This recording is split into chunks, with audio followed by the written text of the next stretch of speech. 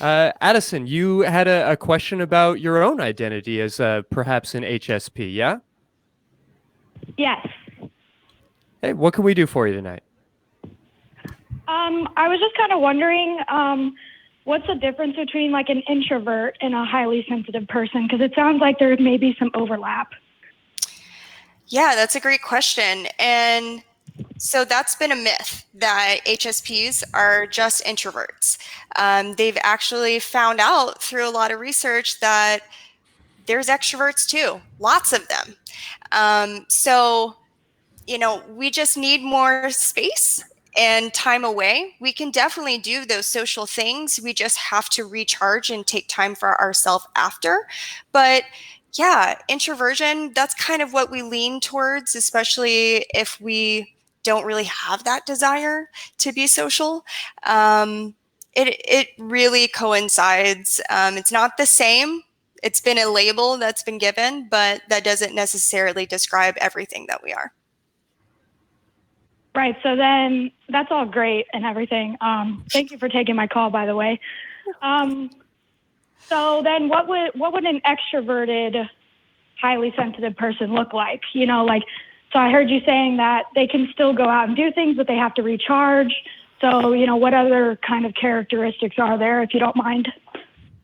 Yeah. So, I mean, well, they can be people pleasers. They can, be really good at their job. They can be extroverted. A lot of times there can be substance abuse connected with that too, which can kind of be that crutch needed to get out there and get over some of that social anxiety. But I think some of that extrovertedness can be social anxiety sometimes, like having to perform almost. But then there's people that get a lot of love and connection, but still, they're going to feel drained after. That's the basics of it. And when they're out with people, they're going to notice everything around, all the subtleties that other people don't see, facial expressions, if they're not overstimulated, body movements, everything. So we take in a lot. Did I answer your question? Yeah, you did. So then, I don't really know. So I don't want to self-label myself because I know that can get kind of tricky. So how do I find out for sure if I can, officially call myself this so that I don't, accidentally, offend anyone? Or I'm sure you get what I mean by that, the self-diagnosis stuff. I really would not want to be insensitive to anyone else. So how do I find out for sure if this is me or not? Well, I think it's really based off of your experience. And my best advice would be to get Elaine Aron's book, because it goes through everything.